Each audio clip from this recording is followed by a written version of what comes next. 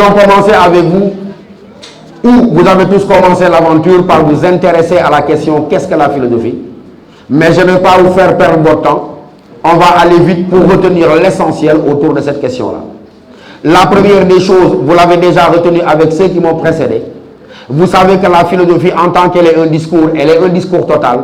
En tant qu'elle est une pensée, elle est une pensée de la totalité. Discours total ou pensée de la totalité vise à montrer que la première raison pour laquelle on perd son temps à effectuer une clôturation du champ de la philosophie, c'est qu'elle n'est pas une science particulière.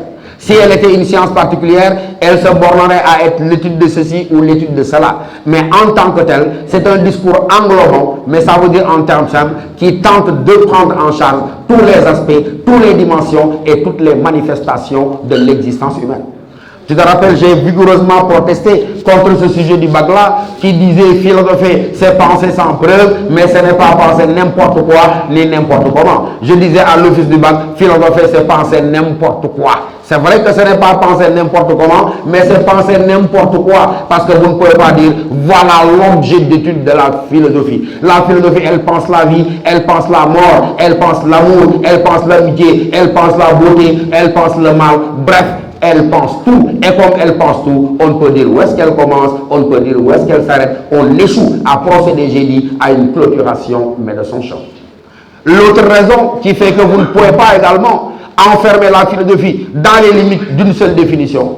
Nous avons l'habitude d'aller la chercher chez le philosophe allemand de l'éducation du siècle des Lumières, Emmanuel Kant, montrant qu'en réalité, on ne peut pas assigner une définition à la philosophie parce qu'elle-même ne se conjuguait pas au singulier, mais plutôt qu'elle se conjuguait au pluriel. Et la troisième raison, rappelez-vous la métaphore fort kantienne, quand il compare l'histoire de la philosophie à une sorte d'arène dans laquelle des gladiateurs se livrent à des combats sans merci, mais au terme desquels, vous le savez, il n'y a jamais ni vainqueur ni vaincu.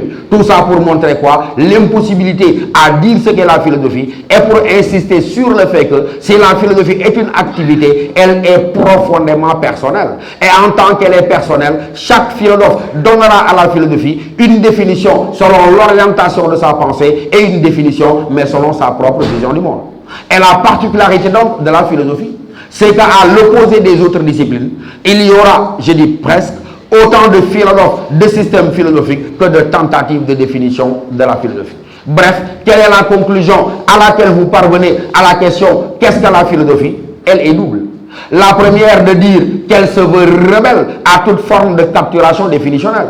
C'est l'autre qui disait, dans philosophie, il y a Sophie. Si la philosophie est femme et si elle est Sophie, qu'est-ce qui caractérise cette femme qui s'appelle Sophie? C'est qu'elle est courtisée par tout le monde. On lui adresse les meilleurs poèmes, on lui donne les meilleurs bouquets de fleurs, mais elle ne se laisse embrasser par aucun de ses soupirants. Une manière imagée de montrer clairement l'impossibilité à assigner à la philosophie une définition rigoureuse et surtout de dire qu'elle n'admet jamais de définition unanime et universelle.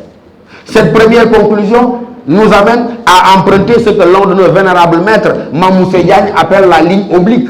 C'est Mamoussé Diagne qui disait, jeunes gens, quand vous êtes devant l'impossibilité de définir la philosophie et de dire ce qu'elle est, contentez-vous de dire ce qu'elle n'est pas, et quand vous aurez dit ce qu'elle n'est pas, vous pourrez avoir une lueur de ce qu'elle peut bien être.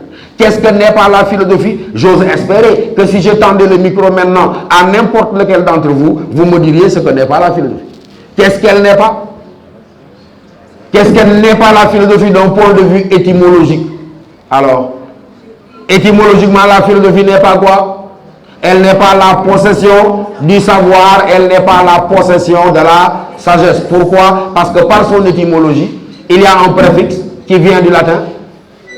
Le préfixe philo venant du latin, philein que l'on traduit par aimer, désirer. Sophie venant toujours du grec, sophia que l'on traduit par deux termes chez les anciens, le savoir et la sagesse. Et donc étymologiquement, la philosophie correspondra à quoi? À l'amour du savoir et à l'amour de la... Mais en même temps, mes amis, on vous a dit ce qu'elle n'est pas. Pourquoi on vous a dit ce qu'elle n'est pas? Parce que quand on dit qu'elle est amour, vous le savez très bien, là où il y a amour, il y a désir. Et là où il y a désir, il y a manque, il y a vide, il y a absence. Peut-on désirer ce que l'on a?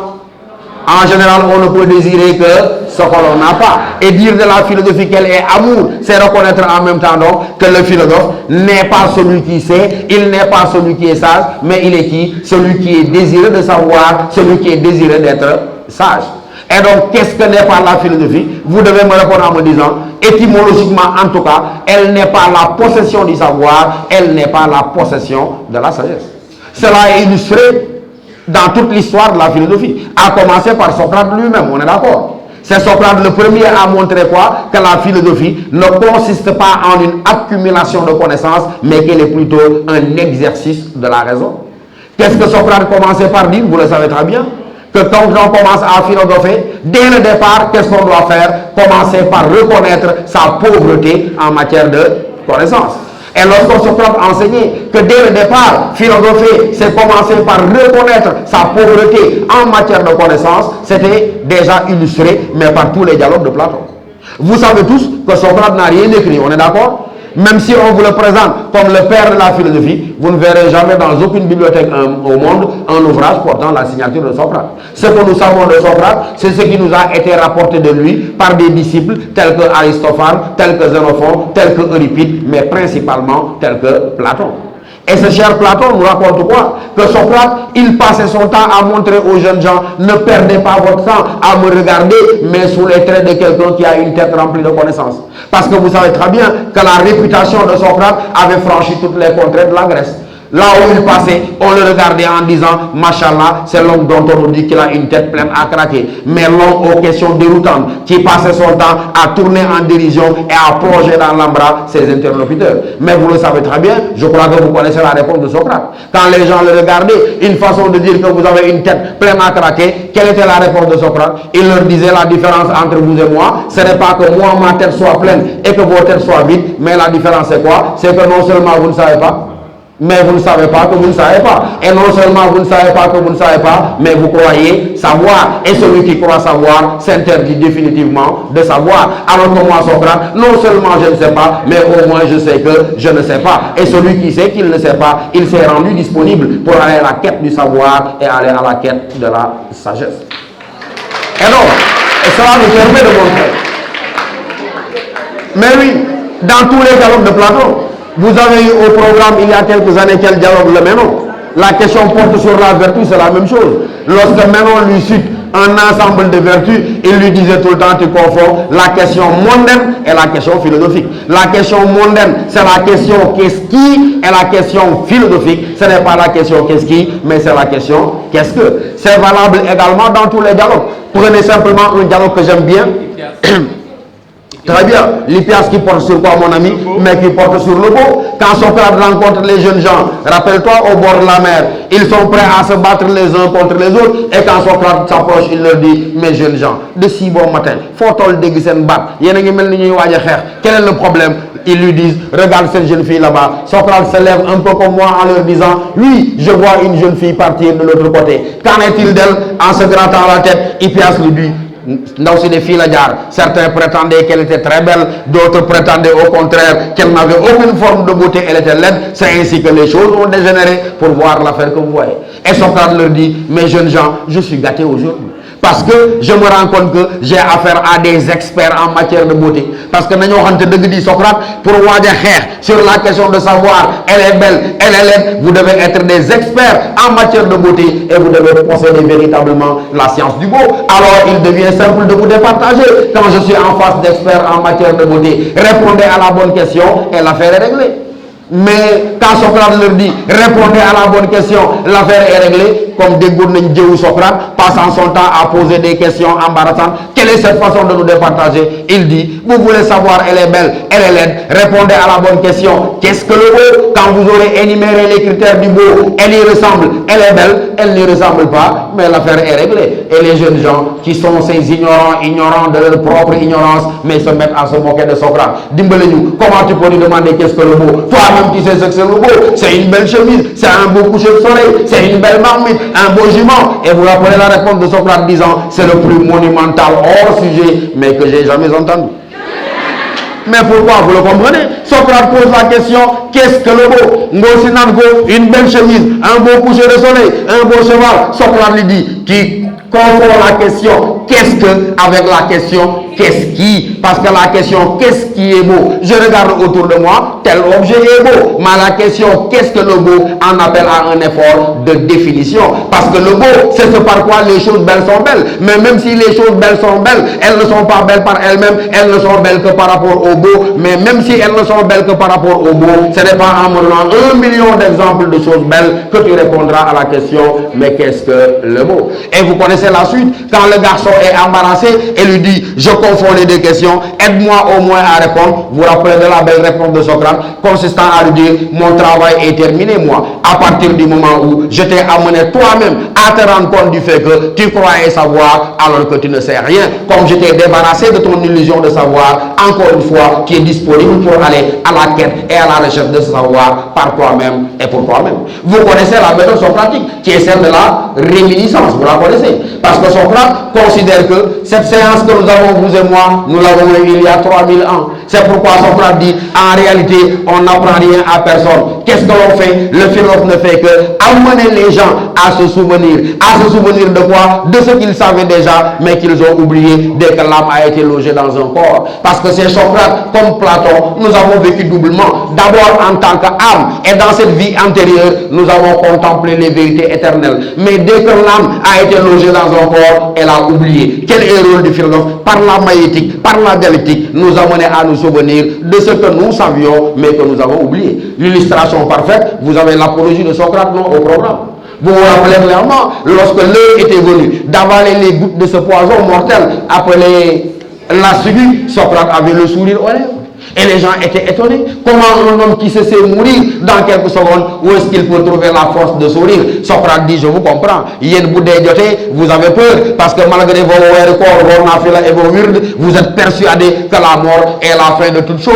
Alors que moi, il y a longtemps que j'ai compris que la mort n'est pas la fin de toute chose. Ce n'est que la séparation du corps. Vous allez mettre dans ce tombeau, c'est mon corps. À peine vous l'aurez enfoui, comme mon âme va s'en échapper pour retourner d'où elle vient. C'est pourquoi j'attends cet instant de la mort comme l'instant de la délivrance. J'attends cet instant de la mort parce que toute ma vie n'a été qu'une longue, lente, mais surpréparation de cet instant par lequel définitivement l'âme se libère de la prison du corps pour retrouver véritablement les vertus de ce séjour premier-là par lequel il était âme et contempler les beautés dans toute leur magnificence. Et c'est pourquoi donc, après avoir dit que la philosophie, dès le départ, divorcée avec toute prétention encyclopédique, vous vous êtes posé la question de savoir, avec vos différents professeurs, si la philosophie n'est pas un savoir, ou bien, comme dit Vladimir Grigoriev, si le philosophe n'enseigne pas car il ne sait pas comment se présente la philosophie, vous avez répondu en disant, elle ne peut alors être que activité de réflexion et activité de remise en question. Qu'est-ce que la réflexion? Je parle à de brillants littéraires, je le lis dans vos yeux. Vous savez tous que dans réflexion, il y a l'idée de quoi? Wow, il y a l'idée de réfléchir. Wow. Il y a l'idée de réfléchir. Mais bon, de faire RE, trait d'union, flexion. Il y a quelle idée? Sont éclatés. RE, ensuite, tiré, flexion. Donc la réflexion, elle va désigner quoi? Un mouvement de? Il y a un mouvement de réflexion. Ni un mouvement de retour de quoi? De l'esprit sur lui-même.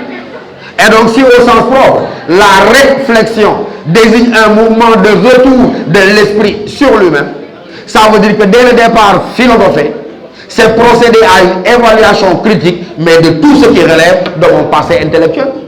Si donc au sens propre du terme, la réflexion désigne un mouvement de retour de l'esprit sur lui-même, ça veut dire que philosopher, c'est procéder à l'évaluation critique de toutes nos connaissances antérieures. Parce que vous êtes d'accord avec moi que quand nous commençons à philosopher, notre esprit n'est pas vierge, il n'est pas vide, il est même vieux. Il est rempli d'un ensemble d'idées, d'opinions, de croyances, de valeurs, de traditions, etc. Pourquoi le philosophe décide d'en faire le bilan, l'évaluation? Il vous répondra parce qu'en général, comme disait cet auteur-là, le malheur de l'homme, c'est d'avoir été enfant. Oui, et quand Nietzsche disait, le malheur de l'homme, c'est d'avoir été enfant, non pas que l'enfant soit forcément malheureuse, vous l'avez compris. Mais c'est une manière de montrer que pendant cette période délicate, de ma vie intellectuelle qui correspond à l'enfance, alors que je n'avais pas encore atteint une certaine maturité intellectuelle. Qu'est-ce qui s'est passé? On m'a transmis, on m'a inculqué et même on m'a imposé un ensemble d'idées, d'opinions auxquelles j'ai souscrit sans pouvoir les examiner de façon critique. Il va de soi donc que quand nous commençons à philosopher, qu'est-ce que nous faisons de ce passé intellectuel? Nous décidons de le convoquer, comme disent mes amis, au tribunal de la raison pour les réexaminer une par une. Je disais à certains d'entre vous que si le philosophe commence par faire table rase, si le philosophe commence par détruire, entrer en rébellion et en dissidence avec les vérités établies, c'est parce qu'il dit très souvent, lui le philosophe en tout cas, que notre passé intellectuel est un passé d'idées toutes faites.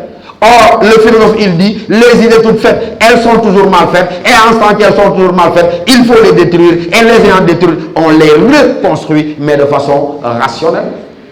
Vous savez très bien que c'est ça qui fait la différence entre le philosophe et celui-là qui ne philosophe pas, que dans notre jargon de terminal, nous appelons l'homme du, mais l'homme du sens commun. Quelle est la différence entre eux? Tu leur rappelles le sujet du bac disant, le philosophe est celui qui dit, en y pensant, le philosophe est celui qui dit en y pensant ce que tout le monde dit sans y penser. Oui. Donc il dit en y pensant signifie clairement quoi? Il développe une activité de réflexion. Dit sans y penser, c'est quelqu'un qui répète, quelqu'un qui se suffit et se contente des vérités déjà établies par la société. La dernière fois, vous vous rappelez, c'est cet homme-là, l'homme du sens commun, dont vous entendez dire souvent que cet homme-là est entièrement prisonnier, entièrement soumis aux vérités déjà établies par la société. Quelle différence y a-t-il entre le philosophe et un tel homme? La différence c'est quoi? C'est l'indépendance intellectuelle. L'homme du sens commun a renoncé à penser par lui-même. Je vous disais, je crois, à ceux qui étaient là, mais qui il a renoncé à quoi? Ben, à chercher la vérité par le biais de sa propre raison. En disant il a fini d'adhérer et de se soumettre à l'ordre établi des choses. Alors que le philosophe dira-t-il non, parce qu'il aura une attitude de soupçon, de méfiance, de doute à l'égard de l'ignopoir. Le philosophe vous dira, mais bon, moi, tu l'ignopoir. Le temps. Pourquoi l'ignopoir, moi, vous ne parce que quelqu'un ne le confirme, quelqu'un ne l'a wax ni ak ni le tedde. Ouais, le ji deug. Moi, Spinoza, c'est la connaissance par dégna. Oui, c'est le degré zéro de la connaissance. Ça veut donc dire quoi? Que le philosophe, dans cette activité de réflexion critique, il est forcément dans des rapports de conflit, mais avec toutes les institutions, vous le savez.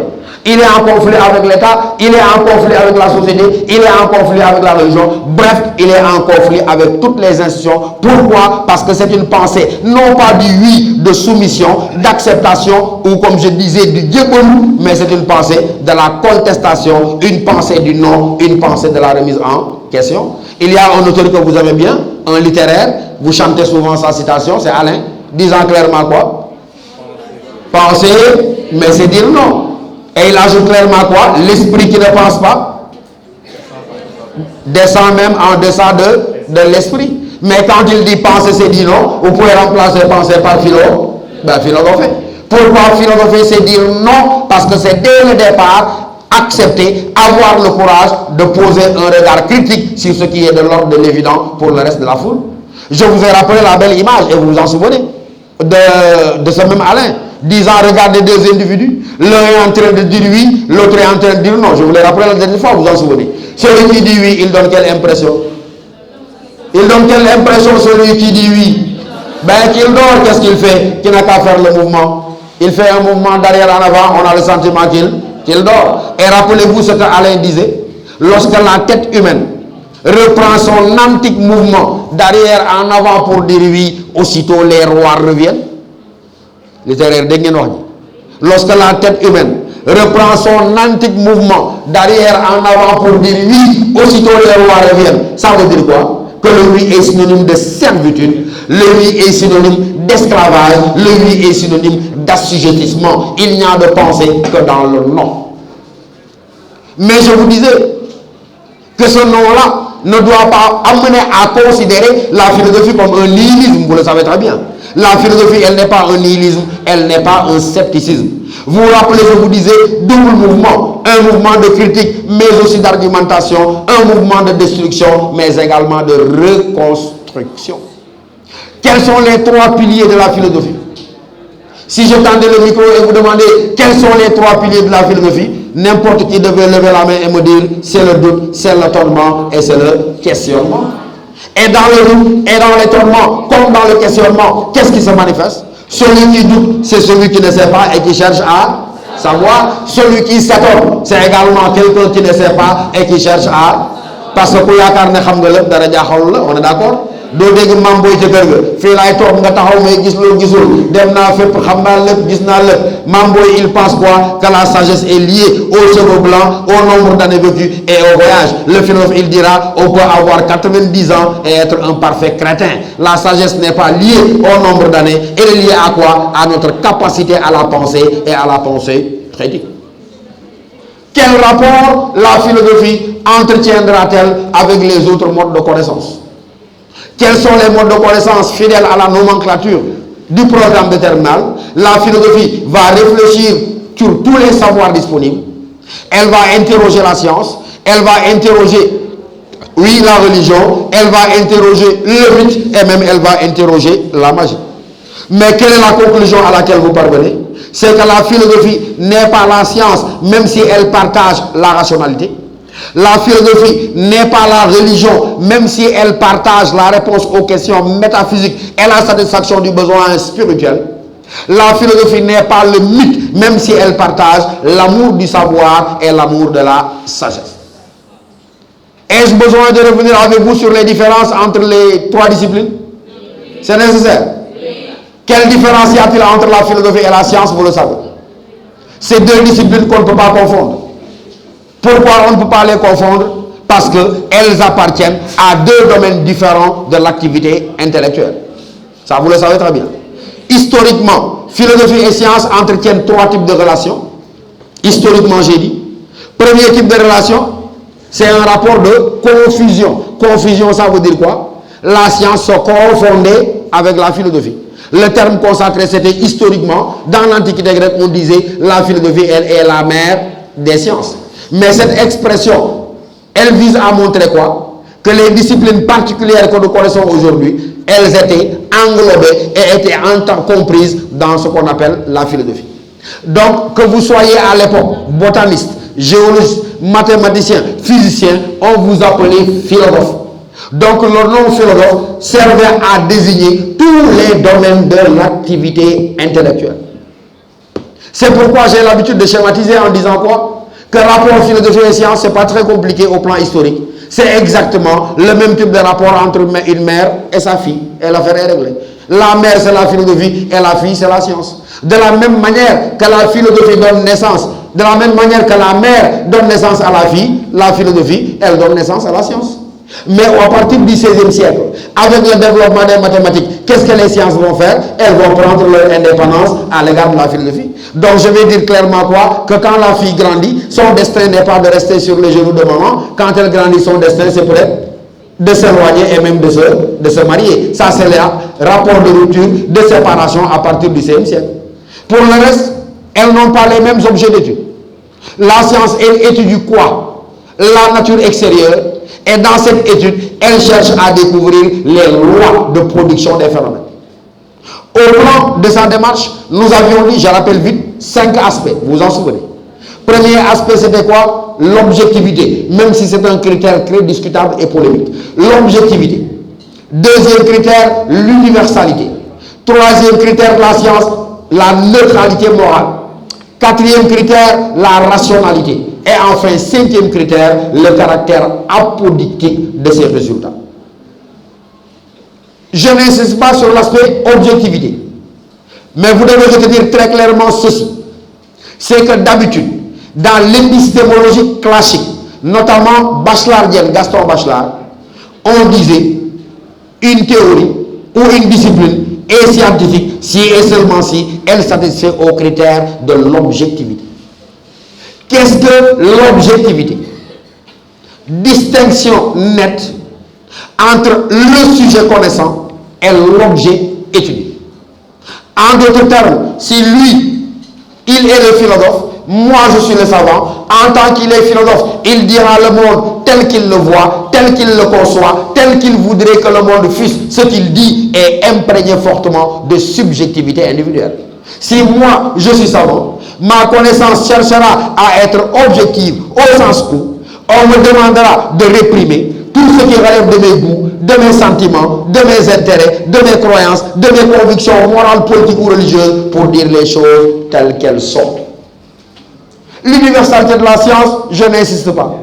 Si la science est universelle, c'est parce qu'elle n'est pas assujettie aux contingences géographiques, vous le savez. Une vérité scientifique préalablement fait l'objet d'un consensus et d'un accord de la part des esprits compétents. C'est pourquoi elle s'impose à tous et reste valable partout jusqu'à ce qu'une autre théorie vienne la modifier.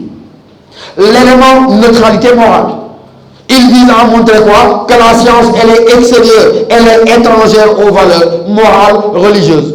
Je vous ai dit, au cœur de la science, il y a simplement le principe de l'ambivalence.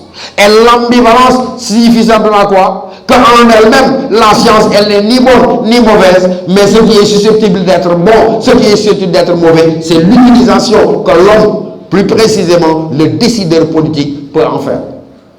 Je vous ai dit, ça vous évitera de parler des conséquences négatives de la science, c'est absurde. Je vous ai déjà dit à certains d'entre vous qu'il n'y a pas de conséquences négatives de la science, c'est faux. Vous devez dire les conséquences négatives qui découlent des applications techniques de la science. Parce que la science, elle est théorique et en tant que telle, c'est un ensemble de recherches et de connaissances. Là où la philosophie est simplement savoir. La science, elle est savoir en vue d'un savoir-faire et en vue d'un pouvoir. Savoir, savoir-faire et pouvoir, c'est montrer que lorsque la science est couplée aux techniques, elle va poursuivre quelle finalité? Une finalité d'ordre matériel. Parce que dans l'aventure de la science, reconnaissons-le, ce que l'homme vit, c'est simplement l'amélioration de ses conditions matérielles d'existence. Mais rappelez-vous Louis de Broglie. Louis de Broglie disait, je le cite, dans l'aventure de la science, l'homme a pu montrer la force de son intelligence. Mais s'il veut survivre à ses propres succès, il lui faut montrer la sagesse de sa volonté. Fin de citation. Lorsque le physicien français Louis de Broglie dit, je répète une dernière fois, dans l'aventure de la science, l'homme a pu montrer toute la force de son intelligence. Mais s'il veut survivre à ses propres succès, il lui faut maintenant montrer la sagesse de sa volonté.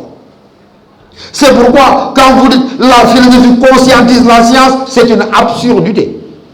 Comment la philosophie pourrait-elle conscientiser la science? Vous devez dire, l'homme doit faire preuve de moralité, de sagesse, dans l'utilisation des possibilités qui lui sont apportées par les sciences et par les techniques. Mais je vous ai dit, l'enjeu fondamental ici est lié au fait que on a l'habitude de penser que le progrès de la science est synonyme de quoi? De décadence de la philosophie.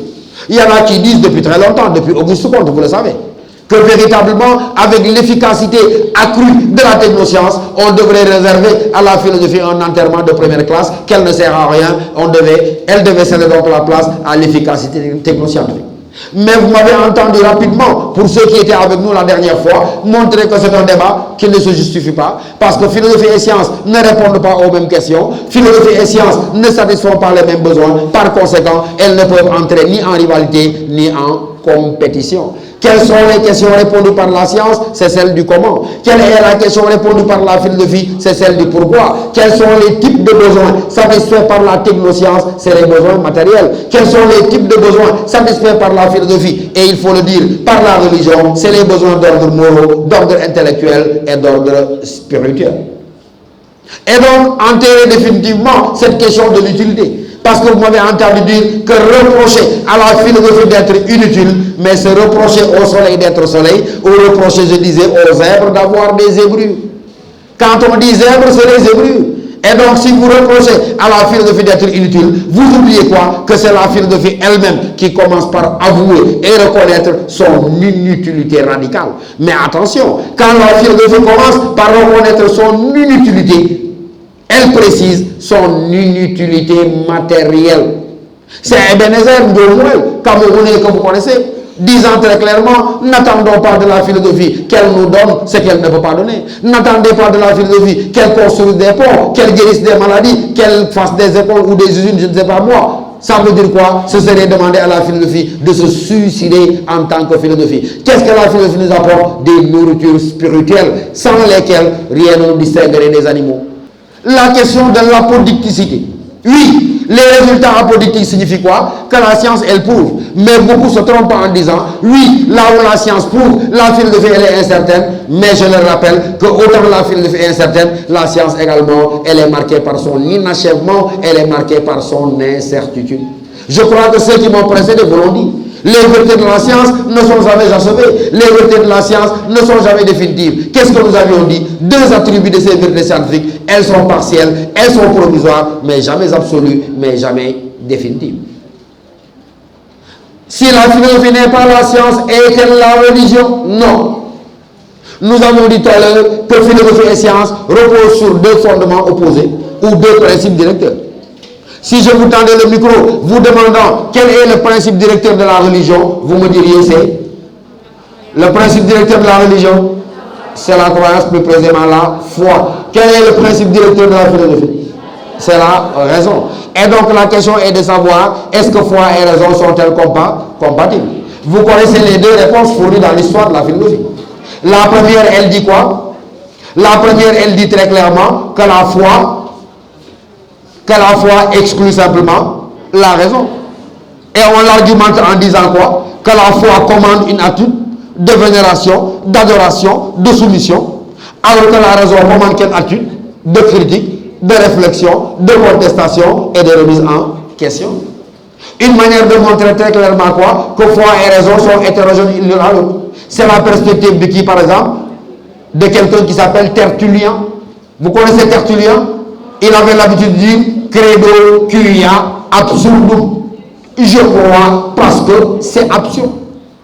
Je crois parce que c'est absurde, ça veut dire quoi? C'est comme quand quelqu'un dit des choses, vous lui dites Madame Saint-Touba a prié sur l'eau, vous dites c'est absurde. Il vous répond en disant c'est justement parce que c'est absurde que j'y crois. Une manière donc de dire très clairement que la raison n'est pas invitée, mais simplement dans le domaine de la foi. C'est aussi la perspective de Pascal. Dans son ouvrage Les Pensées, deux individus qui entendent en même temps l'appel du muezzin à la prière. L'un se lève, l'autre demeure assis. Pascal dirait, ne perdez pas votre temps à lui demander de se lever et d'aller prier.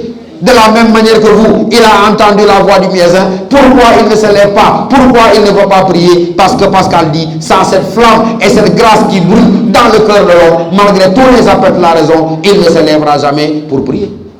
C'est Descartes, vous vous en souvenez, dans le discours de la méthode et dans les méditations métaphysiques, qui a cherché à prouver Dieu, mais par le biais de la raison. En disant, je schématise, si je doute, c'est que je suis imparfait. Parce que Descartes dit, je le cite, c'est une plus grande qualité de connaître que de douter. Et donc le simple fait de douter est révélateur de mon imperfection. Mais si je suis imparfait, c'est en opposition avec un être parfait. Comme cet être parfait n'est pas moi qui doute et qui court le risque de se tromper, il est en dehors de moi. Et s'il est en dehors de moi, il ne peut être que Dieu. Mais quand Pascal entend ça, il s'écrit en disant, mais ce Dieu auquel vous faites allusion, c'est le Dieu des philosophes, c'est le Dieu des savants. Mais Pascal dit, le Dieu auquel moi j'adhère, c'est le Dieu d'Abraham, c'est le Dieu d'Ismaël, c'est le Dieu de Jacob, et non pas ce Dieu que tu prétends découvrir par le biais de la raison. Rappelez-vous ce que disait Pascal, la raison humaine c'est l'infiniment petit. Dieu c'est quoi? L'infiniment grand. Et il a ajouté, comment voulez-vous que l'infiniment petit de la raison humaine puisse percer et découvrir le mystère de l'infiniment grand qu'est Dieu? Mais vous avez pu montrer dans une thèse adverse, je ne dis pas anti comme vous dites, mais dans une thèse adverse, que foi et raison peuvent parfaitement être compatibles parfaitement. C'est la perspective de tous les théologiens chrétiens, mais véritablement du Moyen-Âge. Tous les trois saints, vous les connaissez, Saint Thomas, Saint Augustin, Saint Anselme. Particulièrement Saint Augustin, vous vous en souvenez. Il enseignait fondamentalement que foi et raison, si elles sont séparées, ça ne peut être que préjudiciable pour l'homme. Et je commentais avec vous en vous disant clairement quoi? Que la foi a besoin de la raison, comme la raison a besoin de la foi. La raison sans la foi, je vous disais, elle peut être source de perdition, elle peut être source d'égarement, parce que mais inversement, la foi également, elle ne doit pas aller seule. Si elle va seule, c'est ce que Pascal appelle la foi du charbonnier. Quelle est la preuve que il dit ça veut dire quoi? Lorsque la foi n'est pas éclairée par les lumières de la raison, elle engendre quoi? Le dogmatisme. Le dogmatisme, quel est son fils aîné? Le fanatisme. Quel est le fils aîné du fanatisme? Le terrorisme. Et quel est l'enfant gâté du terrorisme? Le crime gratuit. Une manière de dire quoi? On n'a pas à choisir entre ou la foi ou la raison, mais la conciliation est comme une lumière qui éclaire les chemins de notre existence. Bref, dans toute cette première partie, jeunes gens, vous avez répondu à la question qu'est-ce que la philosophie? Et vous avez montré que la philosophie n'est pas la science, que la philosophie n'est pas la religion, que la philosophie n'est pas le mythe. Qu'est-ce qu'elle est? J'ai tenté de répondre en disant cette aventure de l'intelligence dans laquelle l'homme est désireux de savoir qui est-ce qu'il est, d'où est-ce qu'il vient, pourquoi il est là, où est-ce qu'il va, est-ce que la vie elle-même vaut-elle la peine d'être vécue? Dans le domaine numéro 2, mes collègues l'ont abordé. Moteur mondial. Dans le domaine numéro 2, qui porte sur quoi le domaine numéro 2? La vie sociale. Quelle est la question à laquelle répondent toutes les leçons du domaine numéro 2? Quelle est la question répondue dans tout le domaine numéro 2? C'est la question qu'est-ce que l'homme? Et je vous ai dit que chaque leçon donne une réponse différente. Et vous tirez quelle conclusion de cela? Le fait qu'à la même question, qu'est-ce que l'homme, on puisse donner des réponses différentes et même contradictoires, me fait venir à l'esprit ce que disait Jean-Jacques Rousseau pour montrer que l'homme est un être complexe, multidimensionnel. Qu'est-ce que disait Jean-Jacques Rousseau? Je le cite. De toutes les réalités, l'homme est la plus étudiée, mais paradoxalement, la science de l'homme est la moins avancée de toutes les sciences. Je répète, Rousseau dit, de toutes les réalités, l'homme est la réalité la plus étudiée, mais il dit paradoxalement, de toutes les sciences, la science de l'homme est la moins avancée. Cela signifie très clairement quoi? Qu'on a beau étudier l'homme, mais que nous sommes absolument dans l'impossibilité de dire qu'est-ce que l'homme, et encore une fois, de lui donner des déterminations rigoureuses. Dans nature et culture, à la question qu'est-ce que l'homme, vous avez répondu en disant quoi? Qu'est-ce que l'homme dans nature et culture? Si je tendais le micro, vous deviez pouvoir me répondre. Vous devez avoir le micro baladeur. Parce que là, on le dit. À la question qu'est-ce que l'homme, vous êtes parvenu à quelle réponse? Il y aura interrogé. À la question qu'est-ce que l'homme, vous avez répondu en disant oui, un être bio-culturel. Pour dire quoi? Que l'homme n'est ni exclusivement naturel, ni exclusivement culturel, mais qu'il est une synthèse d'éléments naturels et d'éléments culturels. Ok, donc je disais très clairement, que dans nature et culture, vous avez donné la réponse, consistant à montrer que l'homme ne se définit ni par la seule culture, ni par la seule nature, mais qu'il était au point de rencontre entre l'inné et l'acquis, le biologique et le social, le naturel et le culturel. Mais attention, vous avez retenu la leçon de la dernière fois. Je vous ai dit, si vous mettez sur une balance ici nature, ici culture, la balance elle penche de quel côté? Bon, de faire nature, de faire culture, la balance elle penche de quel côté? Ça veut dire quoi? Que l'homme ne se définit pas par la nature, mais qu'il se définit fondamentalement par la culture. Parce que s'il se définissait par la nature, on aurait pu dire quoi? Que l'homme n'est rien d'autre que ce que la nature a fait de lui. Si l'homme était ce que la nature a fait de lui, il serait quoi? un animal. Donc, il ne se définit pas par ce que la nature a fait de lui, mais il se définit par ce qu'il se fait lui-même. Ce que l'homme se fait lui-même, c'est quand il entre en contact avec la nature, c'est pour la nier et la transformer. Et le résultat de cette transformation, c'est précisément ce qui s'appelle la culture. La culture, elle est l'essence de l'homme. Vous savez l'essence de l'homme? Pour les gens carburant, même si je suis invité par le peuple aujourd'hui, je suis entouré de peuple. Donc quand on dit l'essence de l'homme, l'essence d'une chose, c'est ce que cette chose a en propre et qui la distingue des autres. La culture, l'homme s'élève au-dessus du biologique. Et par la culture, l'homme atteint mais la dimension pleinement humaine de son existence. Je vous avais dit que de tous les animaux, seul l'homme doit être éduqué, n'est-ce pas? Pourquoi de tous les animaux, seul l'homme doit être éduqué? Pas parce qu'il est doté de raison, 0 sur 20. Il va qui à 0. Pourquoi de tous les animaux, seul l'homme doit être éduqué? Oui. Parce que je n'entends rien. Lève-toi, lève-toi. Pourquoi la seule créature a devoir l'éduquer? Parce que l'homme est très bien. Parce qu'au départ, l'homme n'a rien reçu de la nature. Et ce que la nature ne lui a pas donné, l'homme se le donne lui-même.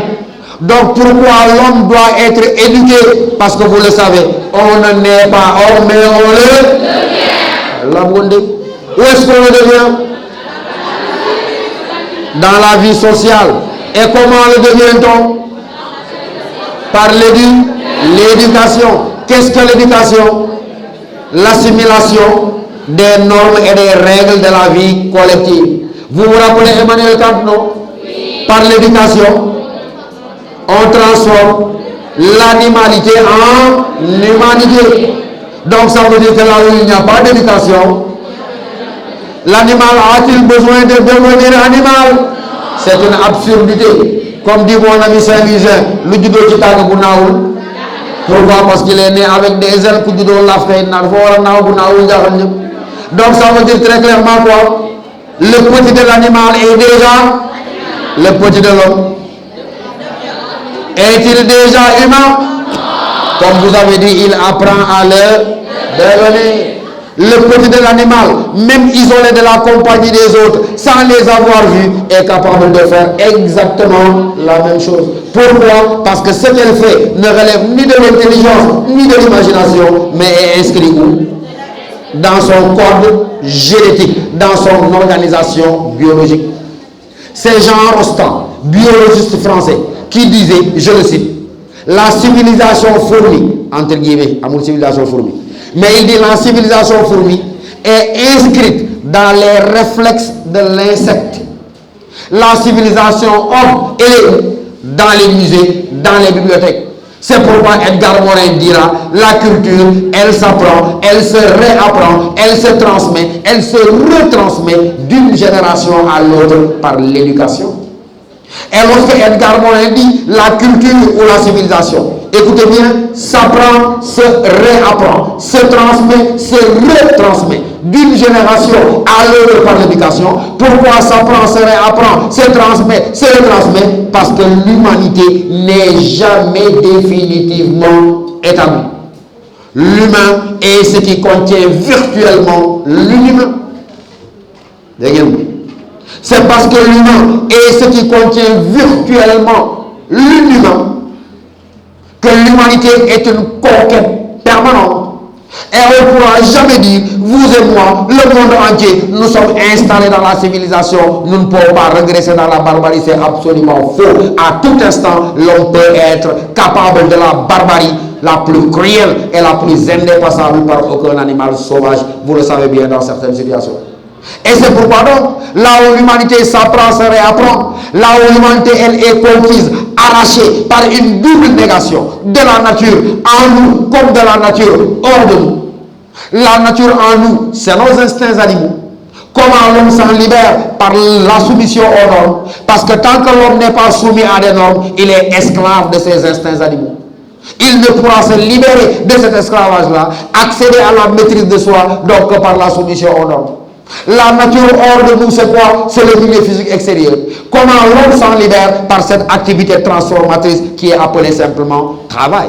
Et donc cette double négation que l'homme fait de la nature en lui et de la nature hors de lui le plonge véritablement dans ce qui s'appelle l'état de société, l'état de culture et l'état de civilisation. Mais vous le savez très bien, si la culture est l'essence de l'homme, elle est marquée du sceau de la relativité. Ça veut dire quoi?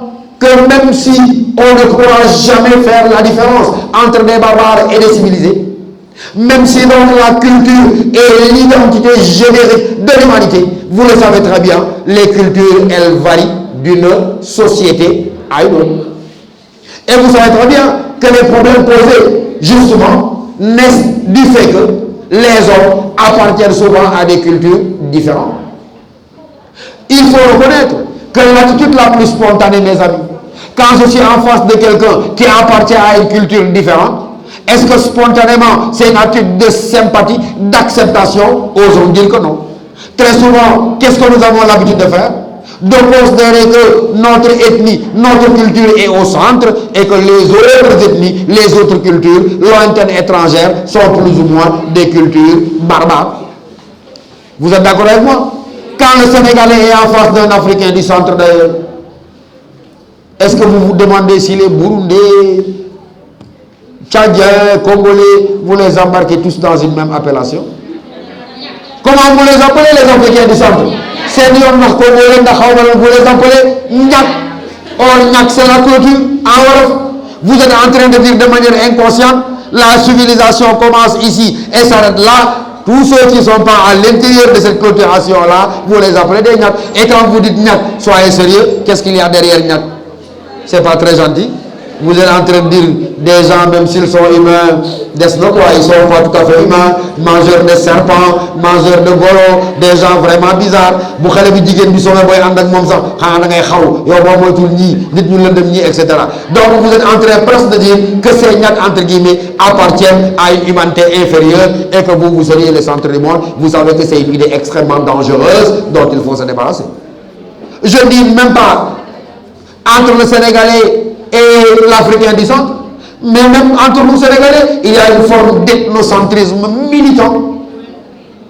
L'ethnocentrisme tout pour Barnade, c'est le fait d'être enraciné dans les valeurs. Mais l'ethnocentrisme militant, c'est ça qui est dangereux. Parce qu'on milite en faveur de quoi?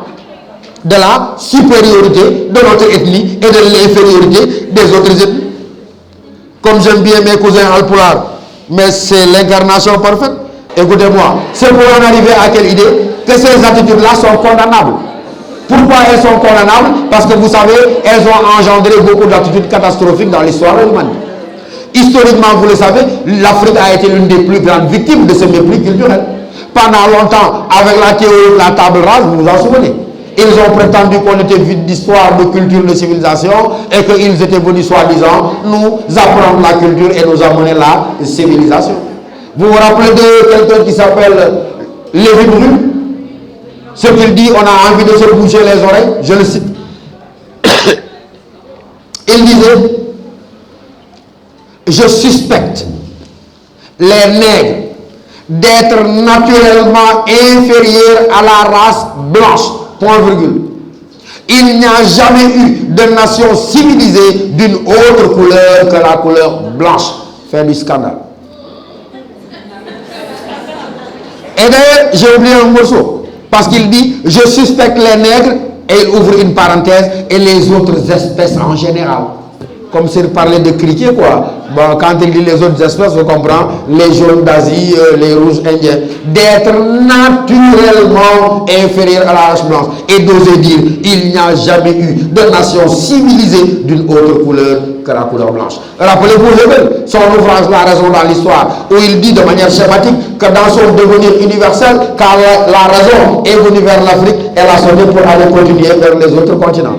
Et d'ajouter, autant notre peau est noire, autant nous sommes plongés dans la nuit noire de l'ignorance. Et il dit, je le cite, le nègre représente l'homme naturel dans toute sa barbarie et son absence de discipline. Fin de citation. Maintenant, je vous invite à retenir qu'au fond, les différences culturelles sont inessentielles et que les différences culturelles ne signifient pas qu'il y a des humanités évoluées, des humanités barbares. Rappelez-vous Claude Lévi-Strauss, le barbare, c'est d'abord celui qui croit à la barbarie.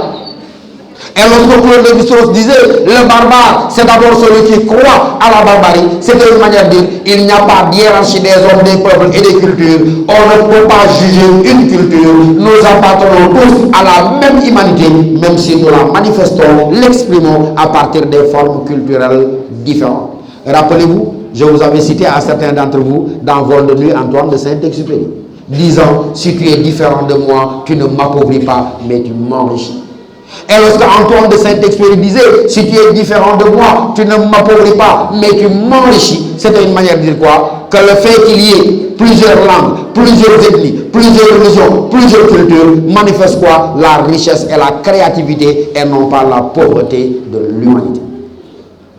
Dans le cours suivant, normes, individus, société. À la même question, qu'avez répondu en disant quoi? Dans le cours sur les normes, individus, société. À la question qu'est-ce que l'homme, vous avez répondu avec Aristote. J'entends pas bien. Que l'homme est un zone politique, on traduit ça. Que l'homme est un animal politique. Mais il ne faut pas que les peuples pensent qu'il y a un animal qui organise des meetings. Quand il dit un animal politique, c'est pour dire quoi? Quelqu'un qui ne peut vivre, qui ne peut s'épanouir, qui ne peut s'affirmer que dans et par la société. Parce que la société, elle est indispensable à notre humanisation. Vous vous rappelez de ce que dit Aristote? Quand quelqu'un dit je veux vivre en dehors de la société, Aristote dit deux choses. Ou bien il est un dieu, ou bien il est une bête. Et comme nul n'est dieu, il y a fort à parier qu'on est une bête sauvage. Pour dire quoi? La dette de l'individu à l'égard de la société. Maintenant, la présence des normes installe les individus dans des rapports contradictoires. Quelle est l'attitude la plus souhaitable dans une société face aux normes? C'est le conformisme, on est d'accord? Parce que c'est lorsque la majorité de ses membres sont conformes que la société peut garantir la paix et la stabilité. Donc le conformisme qui désigne quoi? Une attitude de respect, d'obéissance à la norme. Mais souvent, l'homme transgresse. Et quand il transgresse, le terme que l'on emploie, il s'inscrit dans quel registre? Il s'inscrit dans le registre de la déviance. Dans déviance, vous avez quel verbe?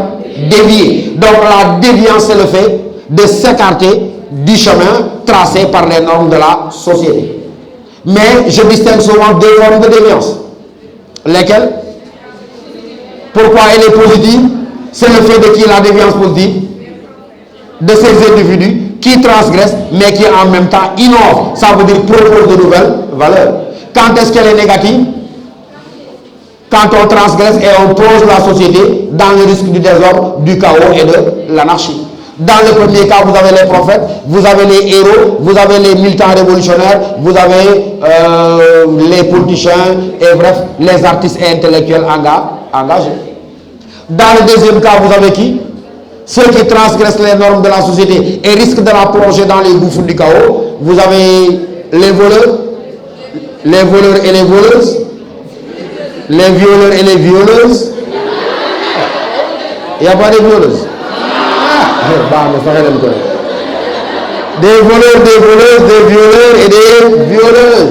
Les garçons savent de quoi je parle. Y a-t-il pas de violeuses? Ah si, il y en a des violeuses. Bon.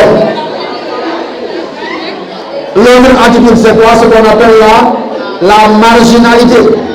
Dans marginalité, il y a quoi? Marge.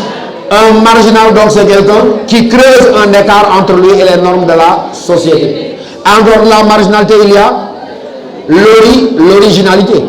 En dehors de l'originalité, il y a ce qu'on appelle maintenant la folie. Maintenant, pourquoi la folie? Un peu de silence, s'il vous plaît. Pourquoi la folie? Parce que la folie n'est pas un fait individuel. La folie est un phénomène social. Bienvenue.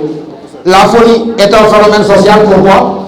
Parce que j'ai l'habitude de vous dire que le fou, il est d'abord et avant tout le fou de sa propre société. Et elle me dit, pourquoi le fou est le fou de sa propre société? Parce que jusque dans sa folie, il manifeste son appartenance sociale et culturelle. C'est une manière également de vous dire quoi? Qu'on ne peut pas universaliser la folie. Ça veut dire qu'on ne peut pas établir des critères et des manifestations universelles de la folie. Pourquoi? Parce que tel comportement relevant de la folie ici, dans un autre univers, il peut relever parfaitement de la normalité. Ce qui signifie très clairement quoi? Et c'est pas elle. Revenez-moi, fille. Cela signifie donc très clairement quoi? En disant que le fou est le fou de sa propre société, ça veut dire très clairement que c'est quelqu'un simplement qui est devenu étranger aux normes de son groupe social. Le fou, il est étranger aux normes de son groupe social, ça veut dire très clairement quoi? Qu'il a perdu une raison, la raison sociale, mais qu'il n'a pas perdu sa raison à titre de faculté individuelle. Qui est fou, qui ne l'est pas, on ne sait même pas. Et vous comprenez la méfiance que les philosophes ont à l'égard de cette notion de folie. Quand je dis la méfiance que les philosophes ont à l'égard de cette notion de folie, je pense par exemple à qui? À Pascal. Je pense par exemple à qui? À Nietzsche. Vous connaissez Nietzsche? Qu'aime bien mon ami Samoussi. Mais Nietzsche, qu'on traitait de fou d'ailleurs, il était l'un des premiers à dire méfiez-vous de celui que vous appelez fou. Nietzsche disait la folie, elle est souvent un masque, un déguisement. Le fou, c'est quelqu'un qui a ses trop. Il dit, il est dépositaire d'un excès de savoir, d'un savoir fatal. Et c'est pourquoi la folie est qu'un déguisement derrière lequel se masque un génie et une intelligence supérieure, dit Nietzsche. Pascal dit à peu près la même chose. Mais Pascal, vous le savez, c'est l'ennemi intime de Descartes. Dès que Descartes dit une chose, il s'empresse de dire le contraire. Par exemple, quand Descartes dit, première phrase du discours de la méthode, le bon sens ou la raison est la chose du monde la mieux partagée, Pascal dit, Descartes, tu n'as rien compris. Si les hommes sont gouvernés par leur raison, le monde ne serait pas dans l'état dans lequel il est. C'est la folie qui mène le monde. Il dit, Pascal, nous sommes tous fous. Mais nous sommes fous à des degrés différents. Nous sommes fous selon des manifestations différentes. Et Pascal dit, d'un moment à l'autre, vous comme moi, de la journée, nous passons de la folie à la non-folie, de la non-folie à la folie. Mais que nous sommes absolument tous fous. Et Pascal dit, vive la folie. En disant très clairement, je le cite, les hommes sont si nécessairement fous qu'ils seraient fous de ne pas être fous, mais par un autre tour de folie. Et lorsque Pascal dit, les hommes sont si nécessairement fous qu'il serait fou de ne pas être fou par un autre tour de folie. C'est une manière de montrer que là où tout le monde est fou, il vaut mieux être fou. Et Pascal dit, si vous n'êtes pas d'accord que tout le monde est fou, acceptez qu'on braque sur vous une caméra de surveillance pendant 24 heures. Pascal dit, vous en verrez, qui se déshabillerait devant un miroir, ferait des grimaces que le plus fou des fous ne ferait pas. Et vous savez bien de quoi parler. J'en profite pour accueillir avec moi M. Aladji, Mamadou Aladji, qui est coordinateur de la convergence des cadres républicains, responsable au niveau des Parcelles Assainies. Je vous demande de l'applaudir très fort. Donc c'est eux qui nous offrent ces séances-là. Nous avons également Gaussou Cissé, qui est membre du réseau des enseignants. Nous avons également Moussa Fall, qui est membre de la CCR. Et donc vous les applaudissez, parce que si je suis là, c'est grâce à eux comme tous ceux qui m'ont précédé. Donc dites merci, monsieur le ministre Amadouba. Je veux entendre ça très haut. Merci, monsieur le ministre Amadouba, qui a couru en éducation et qui n'a pas investi pour des cannebés ou pour des sabbats, mais qui a investi pour vous et pour vous. Vous devez l'encourager et tout ça. Quand je l'ai rencontré, je lui disais, je suis membre d'aucun parti politique, mais M. Badni est politique et parce que vraiment, quand tu m'appelles Nebadama Begré pour Khalé Djang, dans toutes les matières, je veux que vous philo, français, histoire, géo, moi, idlen, nous l'endangal, moi, je suis de politique et machallah, parce que la vraie politique, elle doit être au service de la construction de la jeunesse. Hein? Moi, mon avenir est derrière moi. Demain, c'est vous. Et vous, vous ne pourrez porter les projets de développement de votre pays que si vous êtes bien instruit, si vous êtes bien éduqué, si vous êtes bien formé. Et je crois qu'il faut lui rendre hommage d'avoir cru en l'éducation et à la formation et de s'être investi, ne serait-ce que pour vous. Applaudissez très fort pour le remercier. Je leur donne la parole à la fin. Dans tous les cas, dans la leçon suivante, mes amis, conscience, enfin, dans la leçon suivante, c'est sur la liberté. Revenez-moi. C'est ici. Je vais bientôt lâcher les cafards du 29 juin, donc attention. Donc la liberté, oui, c'est Rousseau lui-même qui dit que l'homme se définit par la liberté. Vous connaissez ce magnifique passage du contrat social dans lequel Rousseau disait renoncer à sa liberté, c'est renoncer à sa qualité d'homme et même au devoir de l'humanité. Mais qu'est-ce que la liberté? Je ne sais pas. Pourquoi je ne vous dirai pas ce qu'est la liberté? Parce que je suis d'accord avec Paul Valéry, nous disant clairement, chacun d'entre nous voudrait être libre, mais personne n'est capable de dire ce qu'est la liberté.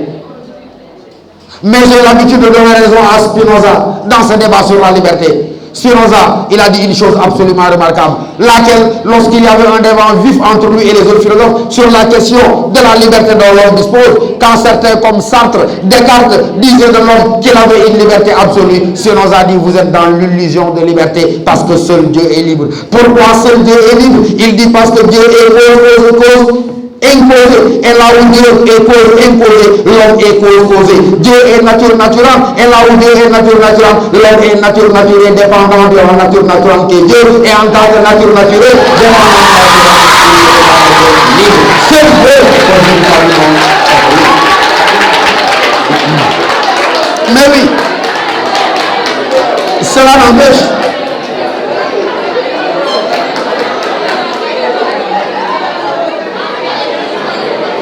Mais oui, je ne sais pas, vous le savez très bien. Vous m'avez entendu dire la dernière fois que c'est vrai que la phrase même par laquelle on proclame sa liberté, je vous disais quoi? Même cette phrase-là, elle est un assujettissement, elle est une déclaration d'esclavage, je vous l'ai dit. Parce que bon, je suis libre. Tu as obéi à des règles de grammaire, tu as dit je, tu as conjugué, tu as accordé le temps, et donc tu as été esclave d'une langue et de sa grammaire pour proclamer ta liberté. Comment tu peux être libre de façon absolue? Ça n'existe pas. Maintenant, lorsque nous sommes dans la perspective de l'existentialisme athée de Jean-Paul Sartre, oui, il donne à l'homme ce qu'il appelle une hyper-liberté. Hyper-liberté, Sartre dit une liberté excessive, illimitée. Pourquoi? Parce qu'il dit dès le départ, l'homme est orphelin de Dieu. C'est un athée. Et quand Sartre dit dès le départ, l'homme est orphelin de Dieu, il dit l'homme vit dans le délaissement. Prenez délaissement au sens le plus terre à terre. Être délaissé, c'est être abandonné. Et quelqu'un qui vit dans un monde où il n'y a pas de Dieu, où il n'y a pas de morale, il n'a d'autre choix que d'être à lui-même son propre Dieu. Sartre dit l'homme doit inventer l'homme. Et quand il dit l'homme doit inventer l'homme, ça veut dire quoi? Il doit porter sur ses épaules l'entière liberté, l'entière responsabilité de son existence. Pourquoi? Parce que chez l'homme seulement, l'existence précède l'essence. Pour ce micro-là, l'existence précède l'essence. On va dire le contraire pour ce micro comme pour tous les objets fabriqués. Non pas l'existence précède l'essence, mais au contraire, l'essence précède. Pourquoi, mes amis? Parce qu'avant qu'il ne soit là, il a été conçu par quelqu'un. J'ai pour projet de fabriquer quelque chose qui s'appelle micro, telle taille, telle couleur, et ne servant qu'à amplifier du son. Donc toutes les qualités, toutes les propriétés de ce micro étaient dans l'esprit de l'ouvrier avant qu'il ne le crée. C'est pourquoi, pour le micro, comme pour tous les objets fabriqués, l'essence précède l'existence. C'est valable aussi dans la vision religieuse. On est d'accord? Religieusement parlant, mon essence précède mon existence. Vous le comprenez? Parce qu'avant que je ne sois là, Dieu m'a conçu, a tracé mon destin avant de me faire exister. Et donc, religieusement parlant, l'essence précède l'existence. Mais Sartre, qui est un athée, le point de départ de ses analyses, c'est de dire que l'homme n'est pas une créature. Parce que s'il était une créature, il aurait à obéir au commandement de son créateur. Mais comme il n'est pas une créature, il se définit lui-même. Sartre dit, je le cite, si l'homme n'est pas définissable, c'est qu'au départ, il n'est rien. L'homme ne sera que ensuite, et il ne sera que ce qu'il aura choisi d'être. Sartre dit, nous sommes condamnés à être libres. Pourquoi condamnés? Parce que n'ayant pas choisi de venir au monde, libre. Parce que quand nous sommes au monde, nous sommes l'architecte de notre propre existence. Rappelez-vous la phrase scandaleuse de Sartre, vous vous en souvenez? En 1940, lorsque la France était occupée par les troupes nazies hitlériennes, vous vous en souvenez? Sartre a osé se rendre à la radio de sa voix rauque de fumeur de gitane pour dire nous n'avons jamais été aussi libres que sous l'occupation allemande. Les gens disaient philosophe, il est devenu fou. Il faut le comprendre, il a perdu la tête. Parce que comment un pays dominé, envahi par des troupes militaires étrangères qui osent dire nous n'avons jamais été aussi libres que sous l'occupation allemande. Sartre leur dit je suis en train de vous dire quoi, nous avons le choix et tant que nous avons le choix, nous sommes libres. Nous avons le choix entre capituler, accepter la défaite ou bien nous mobiliser pour chasser l'ennemi allemand. Et donc Sartre dit tant que nous avons le choix pour nous battre, chasser l'ennemi allemand ou accepter la défaite, le destin de la France est entièrement entre les mains des Français. Donc Sartre dit la liberté de l'homme repose sur ce triptyque: le choix, l'action et l'engagement. C'est pourquoi il dit l'homme surgit d'abord, se rencontre ensuite et se définit après. Et lorsque Sartre dit l'homme surgit d'abord, ça veut dire il vient au monde, se rencontre ensuite, prend conscience de lui-même et il dit il se définit après. Religieusement parlant, je ne me définis pas après, je me définis avant. Et en dehors de Sartre, cela également est théorisé, cette liberté absolue. Par exemple, chez des auteurs tels que Descartes, théoricien du libre arbitre, qui pense que l'homme est dépositaire d'une liberté absolue parce qu'il y a en lui cette faculté distinctive qui le sépare de l'animal qu'il appelle libre arbitre. Qu'est-ce que le libre arbitre? Pouvoir d'autodétermination. Ça veut dire quoi? Capacité à choisir, à agir, mais en se laissant gouverner par sa seule volonté, par sa seule conscience, en l'absence de toute contrainte extérieure. Je vous ai dit que Spinoza vient de nous montrer que cette liberté absolue est une illusion, parce que nécessairement, que l'on le veuille ou non, il y a des contraintes, il y a des influences, il y a des déterminismes qui s'exercent sur lui, faisant que, même si l'homme est libre, c'est une liberté restreinte, bornée, limitée. Dans la problématique de la conscience et de l'inconscient, leçon technique, longue, souvent difficile, dont vous avez peur, mais toute la leçon tient à une seule idée, une seule et unique idée, dans tout notre bavardage. Quelle est cette idée-là? C'est qu'on a toujours défini l'homme par la seule conscience, que par cette conscience, l'homme est pleinement lucide, maître de lui, responsable de ses actes. C'est valable dans l'histoire des idées, c'est valable même dans la religion, on est d'accord? Parce que si Dieu et moi, si vous et moi devons être jugés par Dieu, c'est parce que Dieu pense que vous et moi, nous sommes dotés de raison et nous sommes maîtres et responsables de ce que nous faisons. Donc c'est cette idée-là, selon laquelle l'homme est un être pleinement conscient, maître de lui, responsable de ses actes. C'est cette idée qui va être complètement détruite, détrônée, renversée par un médecin viennois autrichien, Sigmund Freud, inventeur de la psychanalyse et découvreur de quoi? L'inconscient. C'est Freud qui vient nous dire, ndekete yo, je me crois libre alors que je suis esclave. Je me crois libre alors que je suis joué. Joué de quoi? De processus, de motivation profonde, échappant totalement au contrôle de la conscience et qui me viennent d'où? Qui me viennent de l'inconscient. Inconscience. L'inconscient. L'inconscient est un état permanent de notre vie mentale. L'inconscience peut avoir deux sens. Un sens physique, un sens moral. Quand je tombe, j'ai perdu connaissance, je suis dans l'inconscience. Quand en tant que père de famille, je ne m'acquitte pas de mes devoirs, je suis dans l'inconscience. Ça n'a rien à voir avec l'inconscient qui est une dimension de notre vie psychique et mentale. Donc, la nouveauté introduite par Freud, c'est de dire que désormais, si vous voulez connaître un homme, n'explorez pas seulement ce qu'il dit, ce qu'il pense, ce qui relève de ses actes conscients, mais éclairez plutôt ce qui relève de cette face cachée de lui-même et qui n'est autre que ce que Luce Althusser appelle le continent inconscient. Je le disais à certains d'entre vous pour simplifier. Freud dit que cette liberté est une illusion. Cette pleine conscience de moi à moi est une illusion. Cette pleine maîtrise de mes actes est une illusion. Pourquoi? Parce qu'encore une fois, j'agis sous la dictée de motifs qui échappent à la conscience et qui ne peuvent venir que de l'inconscient. J'avais résumé en vous disant quoi? Que l'enseignement majeur de Freud, c'est de dire que nous sommes semblables à Oedipe. Vous connaissez l'histoire d'Oedipe? Certains connaissent. Oedipe roi. Ça veut dire simplement que pour Freud, l'homme croit agir dégg leen mu baax l'homme croit agir de façon libre volontaire consciente ndekete yoo la koy jëfloo du moom ak jëmmam ak xelam mais ça vient de motivation purement inconsciente. maanaam damaa yaakaar ni may yëngal ndekete yoo man la ñuy yëngal te lu yëngalu rek voilà. Et donc le yëngal nit c'est quoi chauffeur ce n'est pas la conscience mais c'est l'inconscient. dama yaakaar ne may bëgg may sopp may naw may nangam Freud ne doo ca leen doo ca tous doo ca dara loolu nga gëm yow.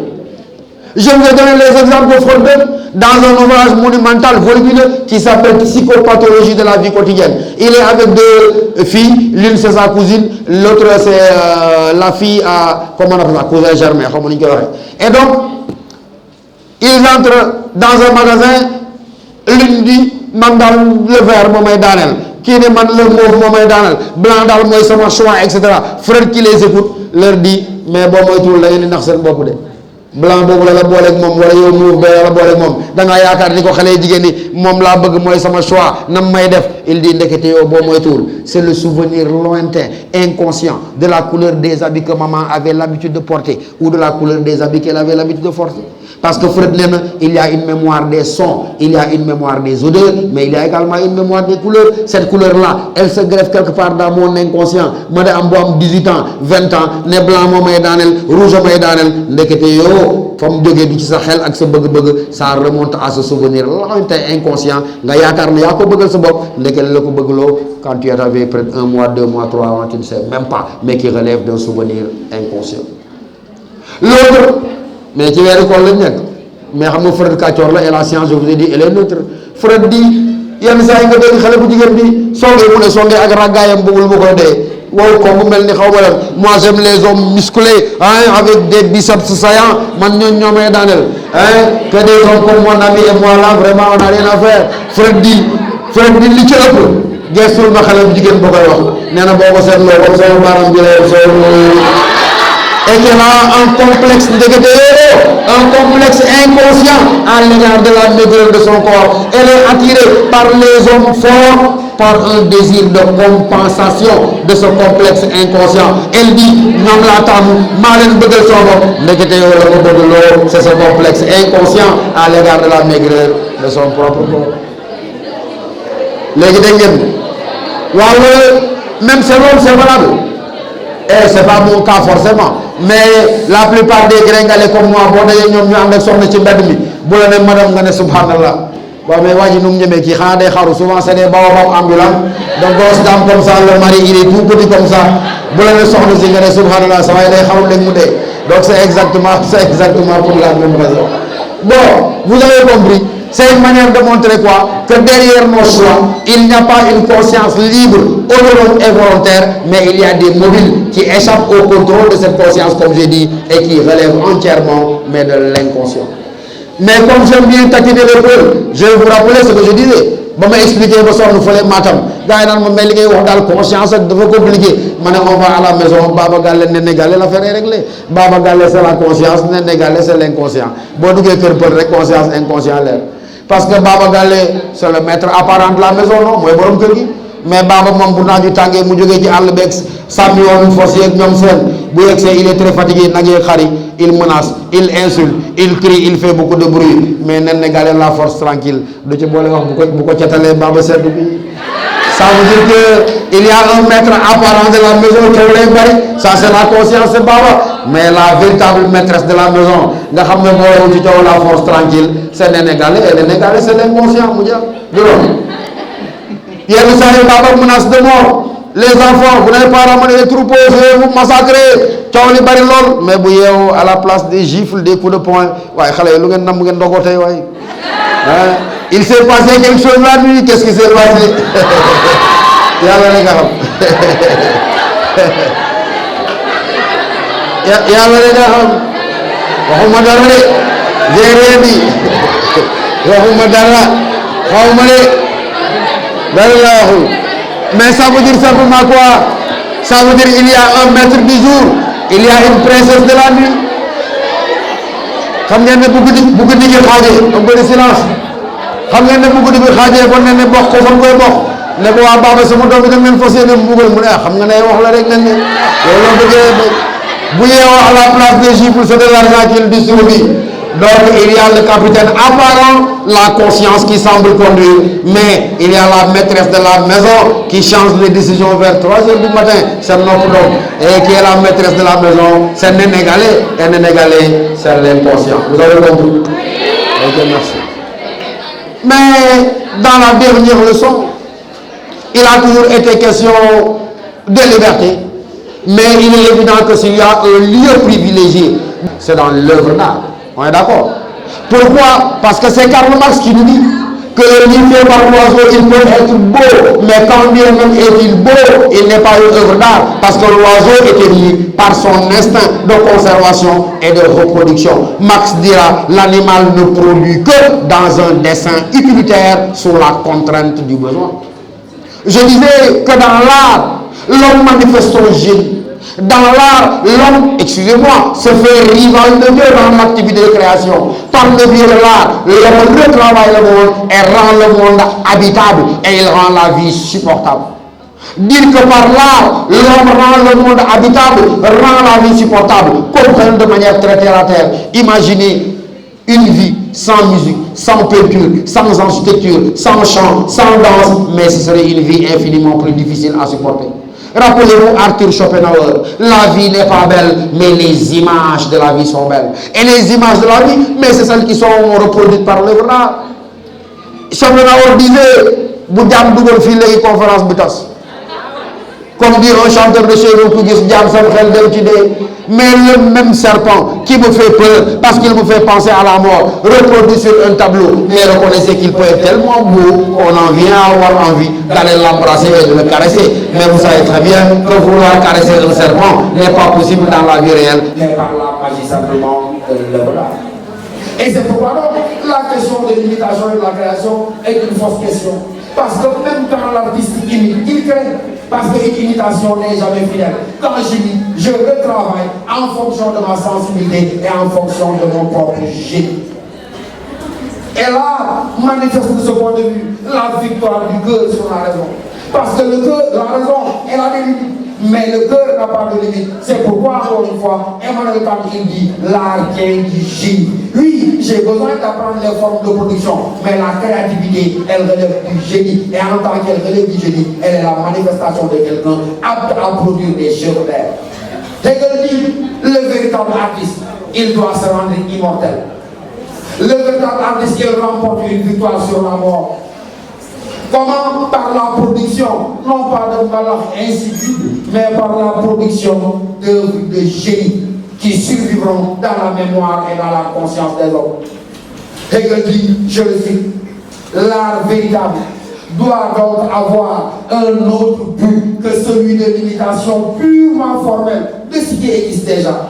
Imitation qui ne peut donner naissance qu'à des artifices techniques, mais n'ayant absolument rien de commun avec une œuvre d'art. Fin de citation.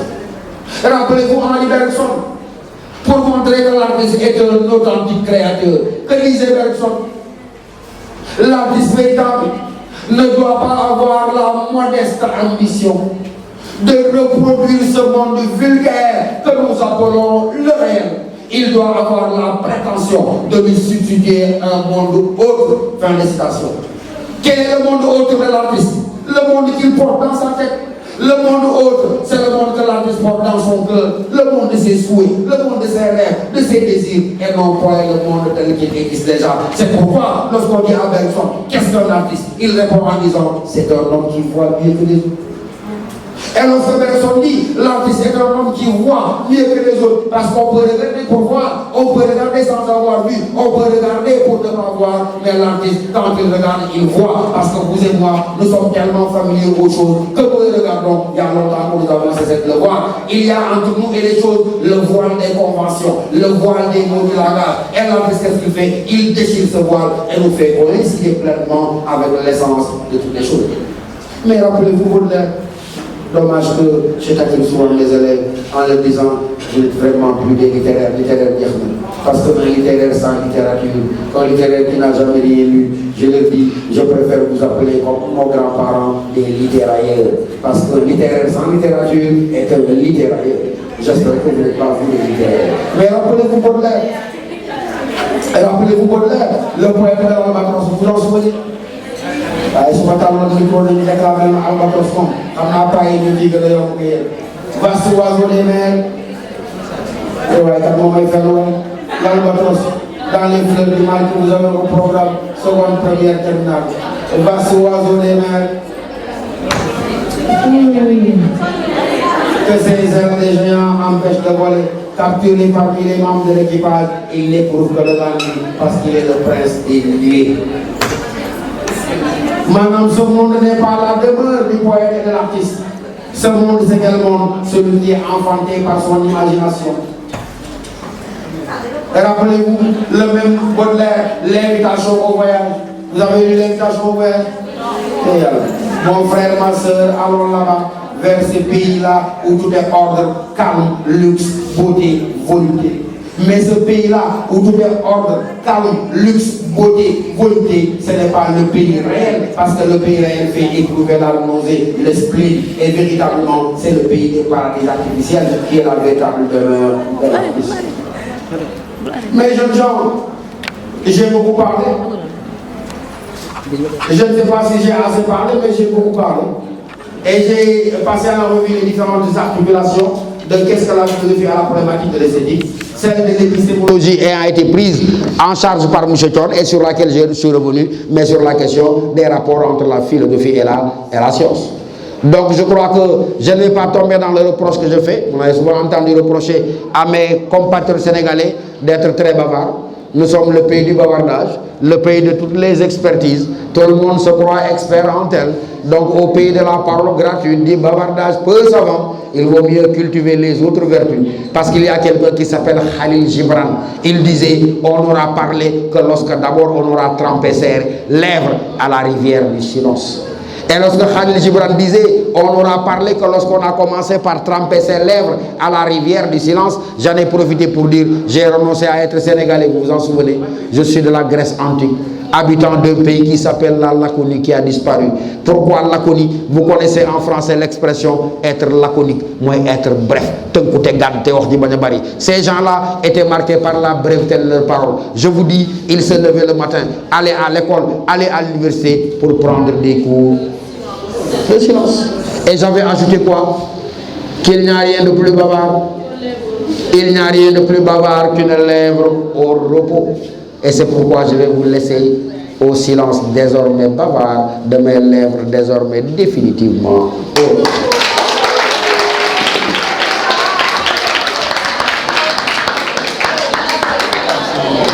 Merci. Le modérateur est parti. Bon, on va laisser nos amis dire un petit mot. Et ensuite, on prend, s'il vous plaît, vous restez. On prend des questions, non? Ou bien vous n'en avez pas besoin? D'accord, donc on permet